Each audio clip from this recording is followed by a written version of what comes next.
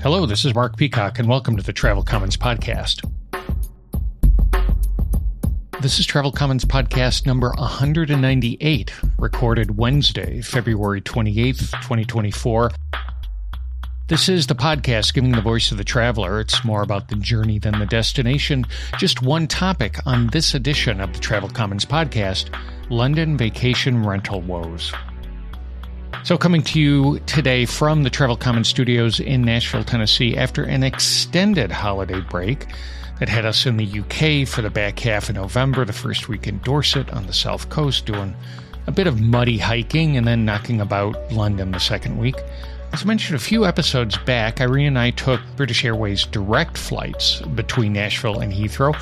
Our flights were on 787s, but apparently now this route is popular enough for BA that they've announced that they're upgauging it to 777s. Interesting, given that Nashville is not a hub airport, something that I absolutely can vouch for. I've talked about that in earlier episodes about the transition from living in what in effect is a triple hub in Chicago down to a zero hub in Nashville. But anyhow, on that flight, I had what I would tell you has become my standard flight to Nashville moment, helping a guy rearrange the overhead bin so he could fit his guitar in.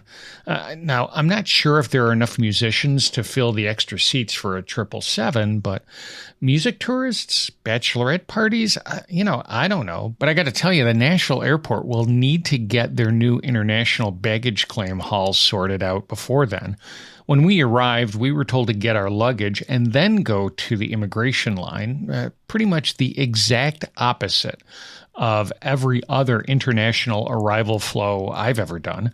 There was only one global entry terminal, and it was over by the luggage belt rather than by the immigration line. So we all queued up for it while we waited for our luggage to arrive, and we had enough time because after a 45-minute wait and a lot of AirTag checking, we finally grabbed our bags, headed over finally to immigration, went to the global entry line, which actually seemed to act like a clear line for TSA. We got a line cut to the next immigration agent, but still had to go through all the questions and photo taking. It was weird, inefficient.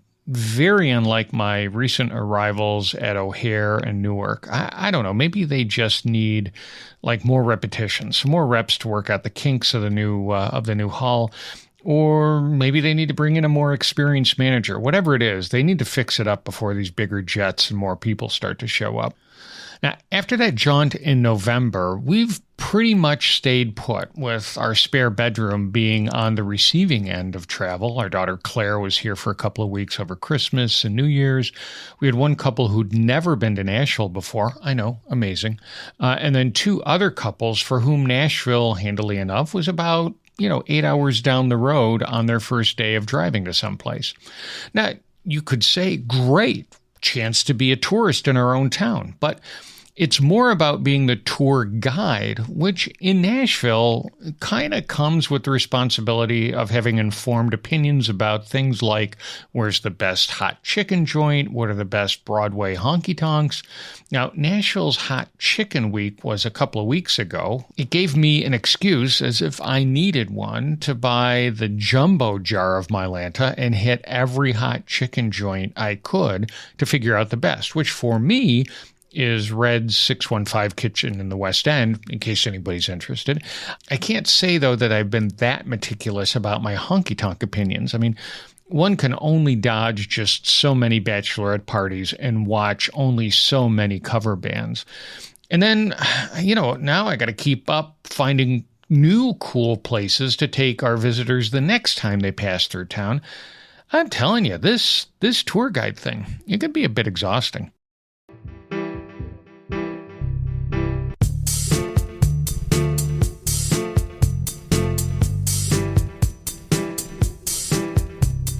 So following up, the lead topic for the last episode of the Travel Commons podcast was renting a Tesla. where I finally relented to Hertz's incessant email offers, please on their knees.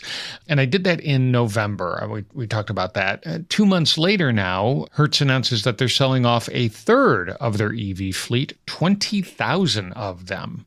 So paging through HertzCarsales.com, I saw that it's mostly Tesla Model 3s with a few Model Ys and Chevy Bolts sprinkled in. I was a little surprised when I read it because Hertz had been hitting their fleet electrification message just so hard.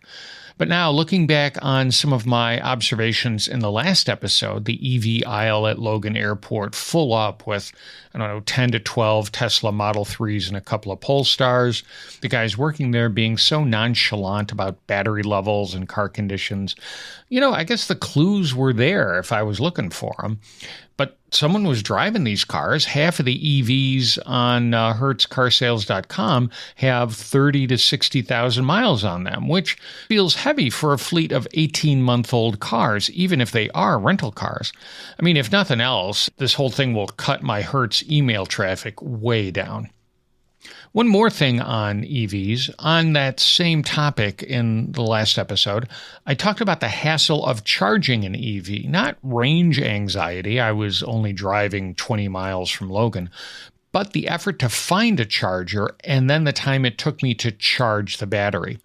Now, in London, we stayed in an okay neighborhood between King's Cross Station and Clerkenwell, kind of a typical urban landscape of walk-up apartment buildings and cars parked bumper to bumper along the curb.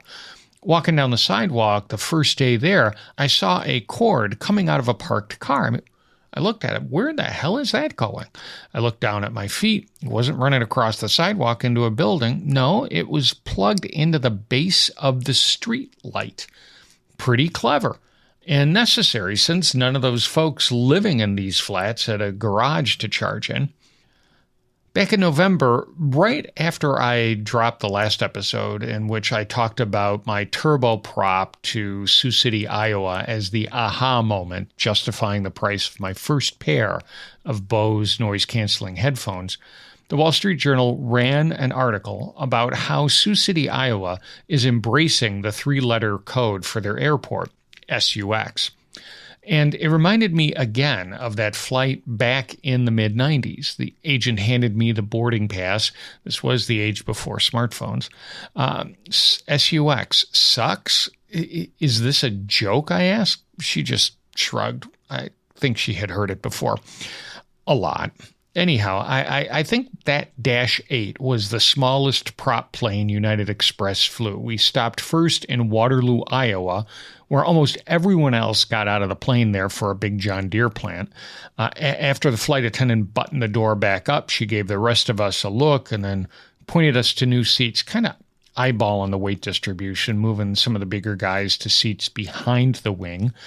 The airport codes for that flight, O'Hare, ORD, to Waterloo, ALO, to SUX, ALO to sucks.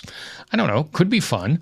Could have been better if the plane had swung through Grand Rapids, code GRR, for grr, it sucks.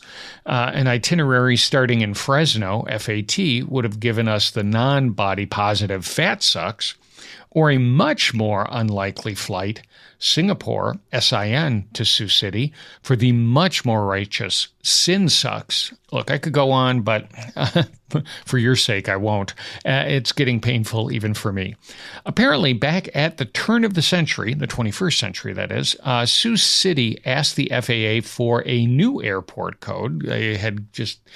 guess they weren't loving sucks. The airport's officially named Sioux Gateway Airport. So the FAA offered them up GWU, which for anybody from D.C. would be George. Why am I flying to George Washington University? Anyhow, the FAA offered up GWU, SGV, I guess for Sioux Gateway V. I don't know what V stands for, and GAY, gay. Which I still don't know what that's.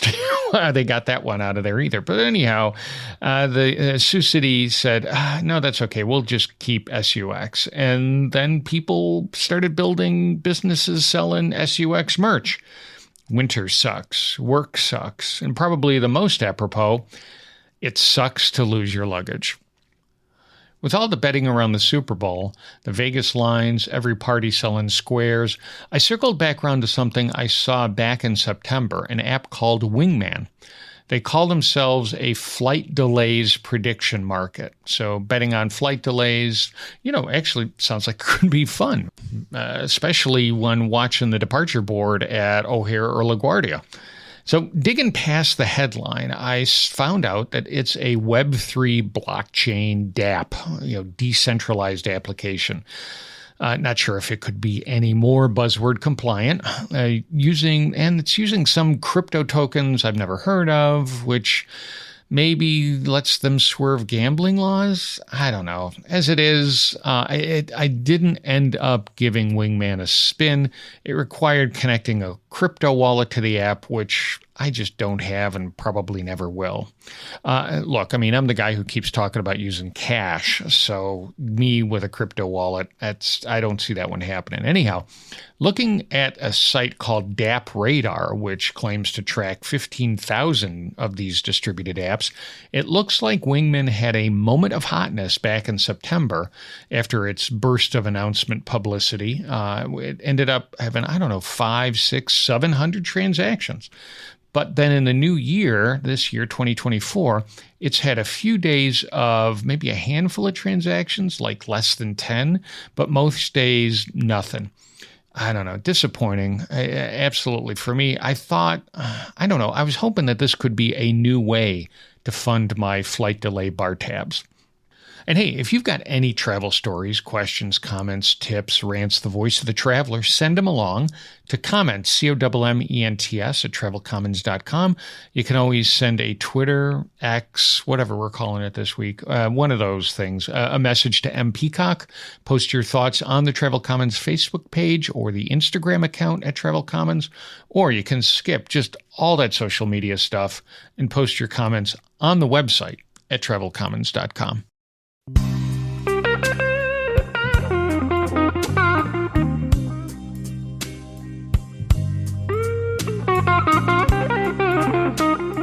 So there's just one topic on today's Travel Commons podcast, London vacation rental woes. Listeners who follow me on the social media platform formerly known as Twitter know that I had one of my worst short-term rental experiences during our London trip with Booking.com.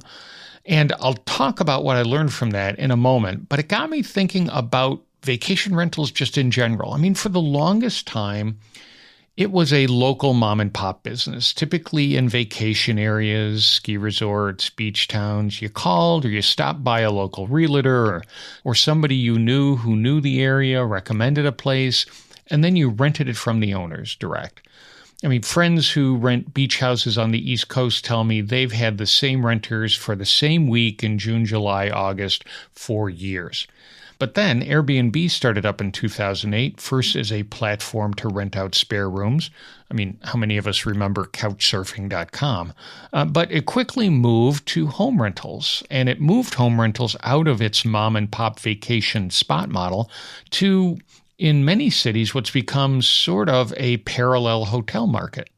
Now, I'm not deep in urban planning or in rental market dynamics, so I'm not going to get into the pluses and minuses of short-term rentals and how they impact the housing market. You can get all of that and more with a simple Google search. Maybe I'm old school or just old, but my use of short-term rentals is pretty much the same now as it was pre-Airbnb, when it's a bigger group and we need more space to spread out than a hotel can give you.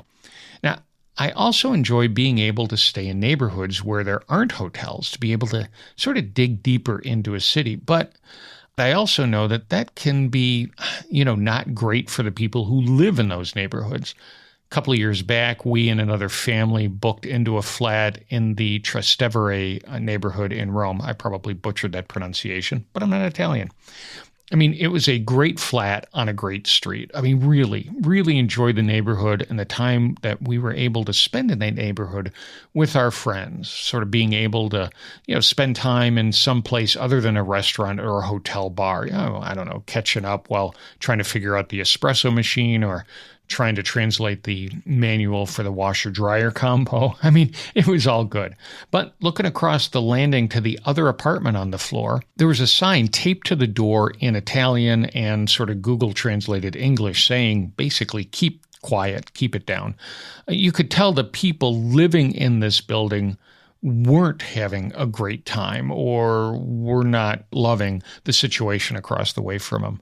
And there's also this story our friends tell of when a condo in their building in Lincoln Park on the north side of Chicago was listed on Airbnb. And one night, while at dinner, looking out their window, they could see a porn movie being filmed there. It kind of put them off their meal. Look, there's loads of vacation rental horror stories, but actually not for me. Looking through my trip histories on Airbnb and Vrbo, I've really had a good run. A great beach place in San Diego, a really neat tiny house in Durango, Colorado. I've talked about that on a prior episode. A walk-up in Brooklyn's Carroll Gardens neighborhood, and most recently, a flat in Split, Croatia, with a balcony where I could drink my morning coffee watching the sailboats head out to the harbor. All good experiences, except for London. 2 years ago, November 2021, we were heading over to the UK for a couple of weeks, and we were starting in London. The morning we were leaving, I don't know, maybe 5 hours before we were headed out to the airport, we get an email from our Booking.com host. So sorry, but a water pipe broke in the apartment, so we have to cancel your stay that starts tomorrow. Wait, what? I mean, did I read that right? I read it again. Yep, I read it right. We have no place to stay when we land in London tomorrow morning. Now, luckily, it was just Irene and me, so we didn't need sprawl space. So I quickly pivoted from packing socks and underwear to logging into Marriott.com to book a room before our Uber showed up, which I did. I found one at the Malcolm East near Shoreditch. The last-minute booking was definitely more expensive than the vacation rental, but I was a lot more confident that it had a working toilet and shower. That and, well, I got free breakfast with my titanium status. Fast forward to this trip. With our daughter joining us, we definitely needed sprawl space, a vacation rental.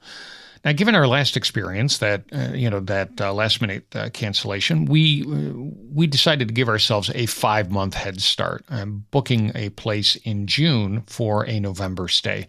I found a good place in London, booked it on Airbnb, but 10 days later, I get a morning email canceling our reservation, but this time it was from Airbnb, saying the property we booked doesn't appear to be legitimate.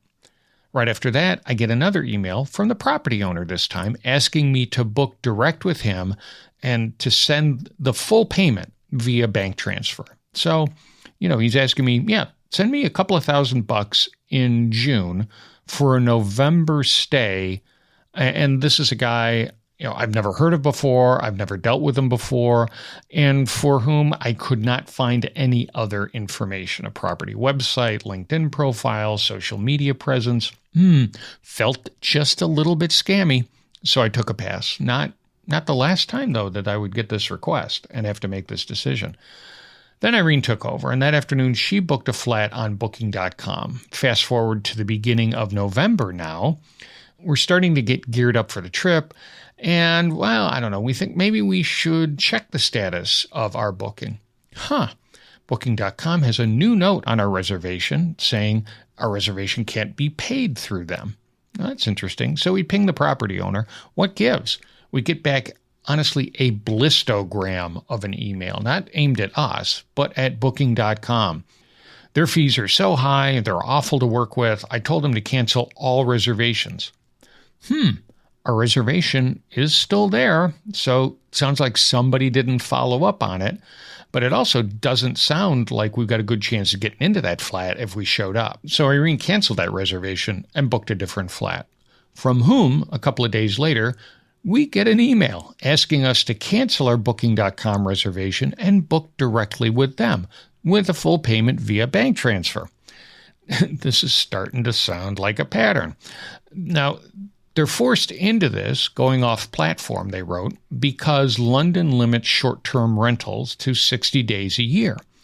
And Booking.com tracks that. A quick Google search told me that London's limit is 90 days, not 60. Not looking to dunk on these folks, but, you'd think an experienced host that would be an important number that they would get right. So a little bit of doubt crept in. I don't know. Decided just to take another pass on sending a stranger a couple of $1,000s with no fraud protection. So I searched for another place in the same neighborhood and find one on Booking. I hit the book button and pretty quickly get back a confirmation from TravelNest, a vacation rental property management company. Good. No more asking me to book direct. They send me the contact info for the property owner so I can coordinate arrival logistics. I send the guy an email. It bounces. I send text to him and WhatsApp messages. Crickets. I go back to TravelNest. Oh, don't worry. We'll contact him, they say. With what? The same email that bounced? The same phone number that he apparently hasn't checked? Oh, don't worry. He'll turn up. All right. I got other things to worry about. And for this trip, London was the second week, so we had time. So at the end of the first week, like I said before, we were hiking and walking and drinking beer down in Dorset on the South Coast. Toward the end of that, I hadn't heard anything and started to worry. So I started pinging Booking.com and TravelNest, sending emails, calling. Nothing solved, but every time I talked to someone, it was, oh, don't worry, we'll take care of it. We'll take care of you. I'm not going to go through every call. Maybe I'll put those details on a Twitter thread, but I spent probably 5 to 6 hours over 3 days on calls with these people. And my problem, boiled down to this. We were past the cancellation deadline. Booking.com viewed TravelNest as their property owner, not this, missing in action, this MIA owner. And TravelNest didn't want to cancel the reservation and lose the revenue, in hopes that this owner would show up at the last minute. Now, you guys know where this is going. Tuesday morning, we're driving up to London Heathrow from Bournemouth to drop off the Hertz car, and ping goes the Booking.com app. It's a message from TravelNest. I am very sorry to let you know that the owner of the property you booked via TravelNest cannot accommodate your upcoming booking. This is due to the host having stopped advertising their property through TravelNest, and we don't have any alternatives to offer you. Amazing.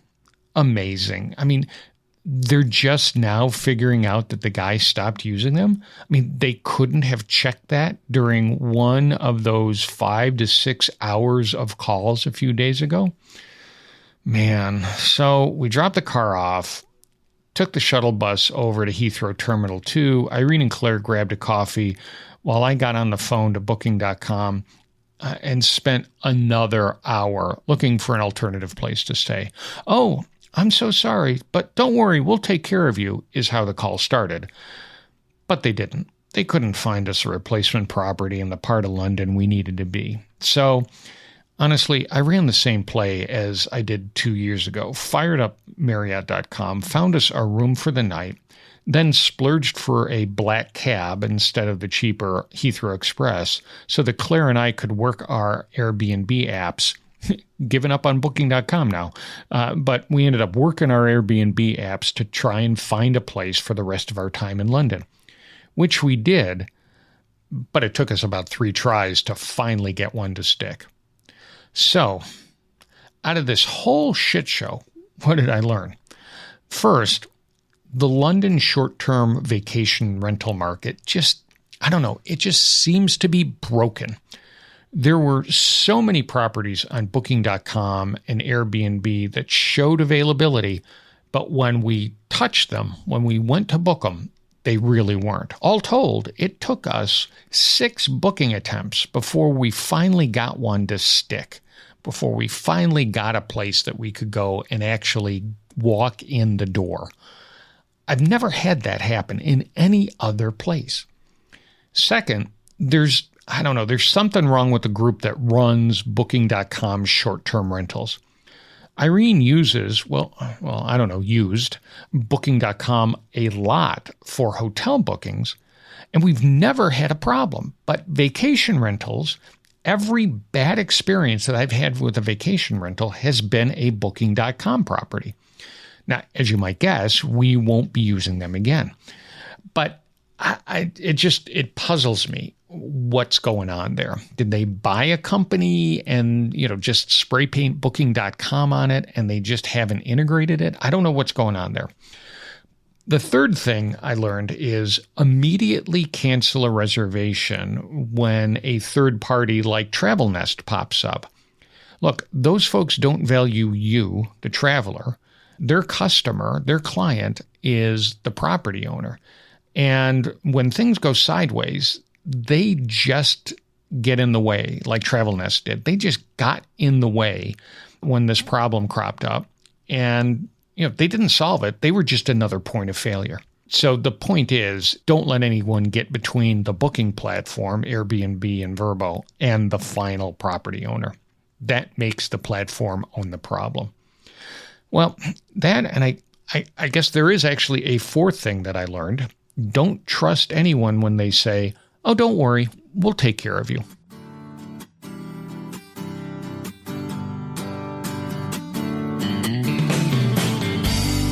All right, that's it. That's the end of Travel Commons podcast number 198. Hope you enjoyed the podcast, even though it was, a little bit of a downer talking about vacation rental woes. But if we all learned something out of it, I guess it's okay. As always, you can find us and listen to us on all the main podcast sites: Apple Podcasts, Spotify, SoundCloud, Amazon Music. Used to be Google Podcasts, but I guess now they've discontinued that, and now all of that is moving to YouTube Music. But you actually can listen to Travel Commons on YouTube. I think the name, though, somebody already had the name Travel Commons, so I think the name I've used for that account is Travel Commons Podcast. So anyhow, it's there. I'll put a link to it. And all that being said, you can always ask Alexa, Siri, or Google to play Travel Commons on your smart speakers. You can click on the link in this episode's description in your podcast app, or get to the show notes page at travelcommons.com for a transcript of the episode and links to items I've mentioned in the podcast. If you're not subscribed, there's a drop-down subscribe menu at the top of the Travel Commons homepage, and also along the sides of the page, you'll find links to all the Travel Commons socials. If you've got a story, thought, comment, gripe, the voice of the traveler, send them along. Text or audio file to comments, COMMENTS at travelcommons.com, and Peacock on Twitter. Write them on the Travel Commons page on Facebook or Instagram, or post them at the website, travelcommons.com. Thanks to everyone who's taken the time to send in emails, tweets, post comments on the website. I really do appreciate it. And until we talk again, safe travels. And thanks for stopping by the Travel Commons. Bye now.